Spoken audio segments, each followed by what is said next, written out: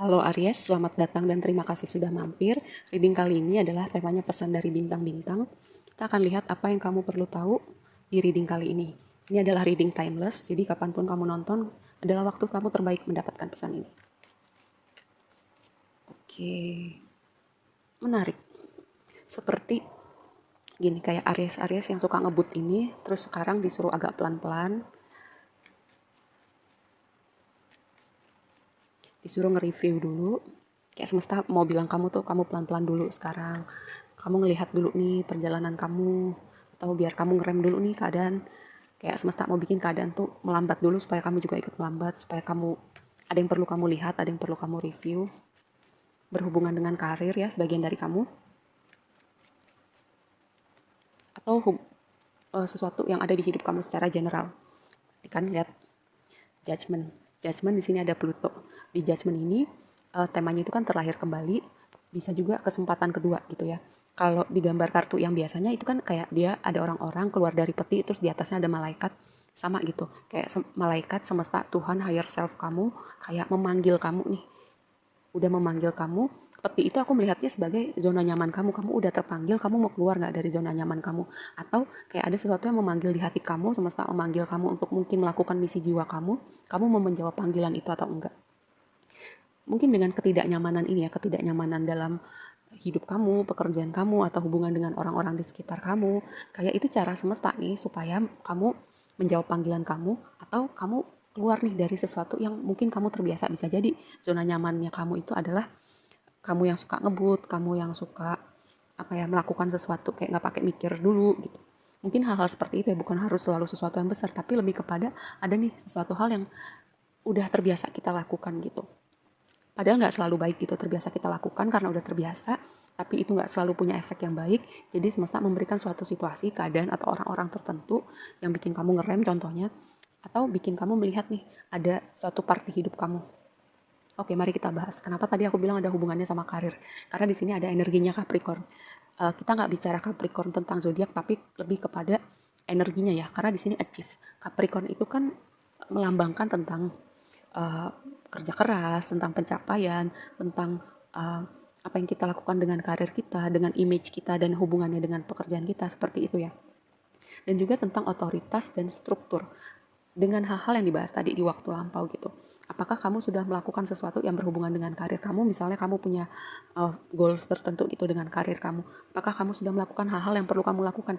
Karena energi Capricorn itu kan step by step, pelan-pelan, terencana. Dia tuh kayak tahu bahwa kalau misalnya mencapai tingkat karir tertentu ada langkah-langkah yang harus dilaluin. Kalaupun nggak bentuk dalam dunia corporate gitu ya. Dia melakukan sesuatu dengan step by step. Seperti itu ya. Mungkin dengan energi kamu yang suka satset-satset gitu. Oke, kamu memang punya ambisi, kamu punya energi untuk ke situ, tapi apakah kamu sudah terstruktur? Ataukah kamu sudah menjadi orang yang pegang otoritas atau atas hidup kamu? Atau kamu membiarkan orang lain atau masyarakat atau siapapun itu di luar diri kamu yang menjadi otoritas di hidup kamu? Di waktu sekarang, ini Pluto. Pluto itu berbicara transformasi. Di sini kata kuncinya rebirth ya. Rebirth terlahir kembali. Sama kayak judgment. Temanya terlahir kembali, jadi versi diri kamu yang baru. Dan Pluto itu biasanya, Pluto itu kalau ditarot aku melihatnya energi tower ya, energi goncangan. Tapi dengan goncangan hadir di hidup kita, yang tadi pertama ada ego yang mati, ada ketidaknyamanan yang harus kita hadapin. Tapi dengan ketidaknyamanan itu ada transformasi, ada diri kita yang terlahir kembali gitu. Ada versi diri kamu yang beda nih. Oke, semesta ngasih kamu ketidaknyamanan, pilihannya kamu mau belajar atau enggak. Pilihannya kamu mau ngerem dan ngelihat itu atau enggak. Dan di sini ada retrograde review. Oke, kita udah ngelewatin energi Merkuri dan Mars retrograde gitu ya. Udah kira-kira semingguan atau 2 mingguan. Mungkin sisa efek energinya masih berasa gitu. Dan juga gini, dengan retrograde itu tadi ketika semesta menghadirkan situasi yang bikin kamu gak nyaman atau sangat mengagetkan, karena Pluto itu bisa sangat menggoncang dan mengagetkan gitu. Kamu melihat itu sebagai sesuatu yang cuma bikin kesel, bikin marah. Kenapa sih ada hal-hal kayak gini? Kenapa sih harus terjadi sesuatu yang aku nggak duga gitu misalnya. Kamu marah sama Tuhan, sama keadaan. Padahal semesta atau Tuhan gitu memberi kamu kesempatan gitu. Nih loh ada yang perlu kamu lihat. Ya, di waktu sekarang. Mungkin ada hubungannya dengan apa ya, sabar yang namanya sabar itu agak jadi problem sih buat fire sign ya. Di sini Seven of Pentacles berbicara tentang uh, kapan nih kebun aku menghasilkan, kapan nih kerja keras aku terbayar, seperti itu. Dan energi Pentacles kan memang kayak yang tadi, Capricorn itu step by step, ada alurnya, ada tangganya yang harus dilewatin, ada planning, ada struktur. Apakah kamu sudah melakukan itu semua? Oke, kalau udah melakukan itu semua, apakah kamu sabar gitu dengan proses? Apakah kamu mau gini, oke aku sudah melakukan ini, di bagian ini berhasil, di bagian ini nggak berhasil. Uh, Baik aku mencoba, kalau itu nggak berhasil, aku coba cara yang lain. Seperti itu ya, mereview.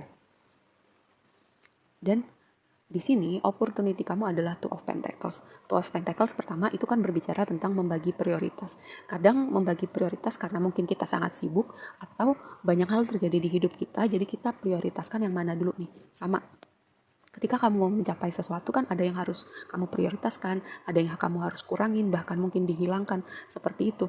Apakah kamu mau dalam tanda petik berkorban gitu? Ada part-part yang mungkin kamu nggak lakukan dulu, misalnya mainnya dikurangin atau nggak main sama sekali, nggak ngegame, nggak nonton atau nggak ngapain, itulah. Ada hal-hal yang nggak kamu lakukan dulu nih dalam rangka kamu mencapai nih apa yang mau kamu tuju.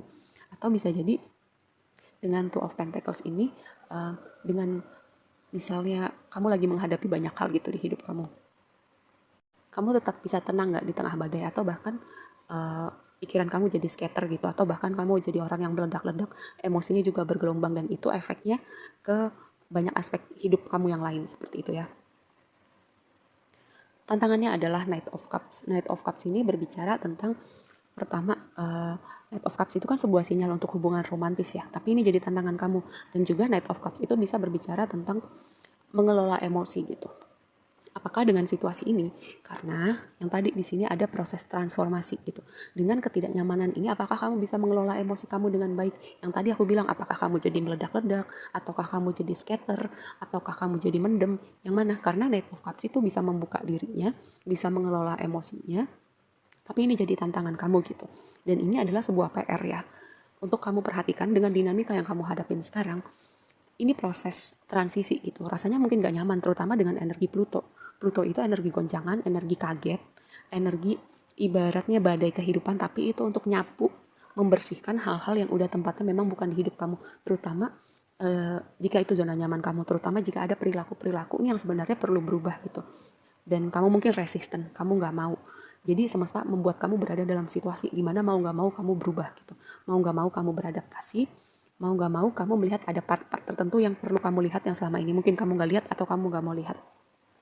Advice-nya adalah Nine of Cups. Gini, Nine of Cups ini kayak aku melihatnya lebih kepada Nine of Cups itu kan sebenarnya kartu kebahagiaan gitu. Kartu yang menggambarkan kamu wish fulfillment, dream come true, atau kamu melihat sesuatu terwujud. Ada hal yang mau kamu wujudkan dan itu terwujud di realita kamu. Tapi ini di advice. Kalau di advice itu, aku melihat bahwa dengan Nine of Cups, gini, ada hal-hal yang kalau misalnya kebanyakan itu nggak baik buat kita. Kalau misalnya kayak kebanyakan nge-games, kebanyakan nonton misalnya maraton sampai pagi, atau kebanyakan belanja, kebanyakan alkohol, semua itu kalau pada porsinya dilakukan secukupnya, itu nggak apa-apa gitu. Itu bagian dari kehidupan kita.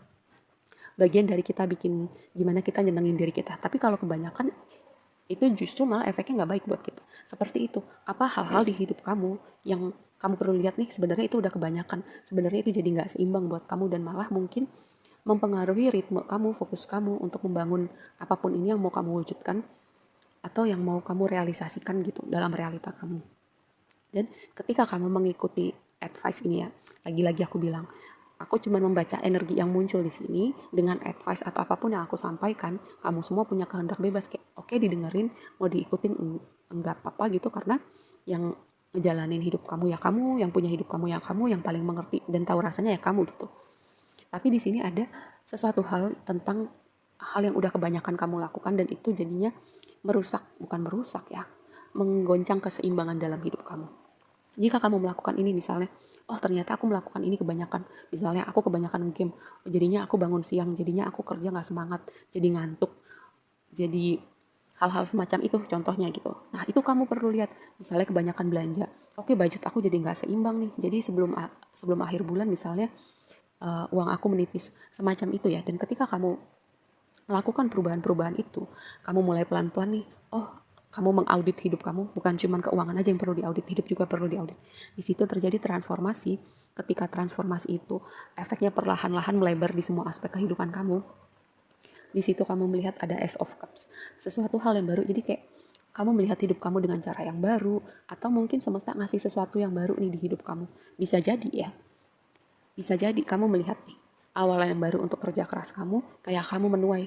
Oke, kamu sudah membangun sesuatu, kamu udah melakukan hal-hal step-step yang perlu kamu lakukan menuju ke situ.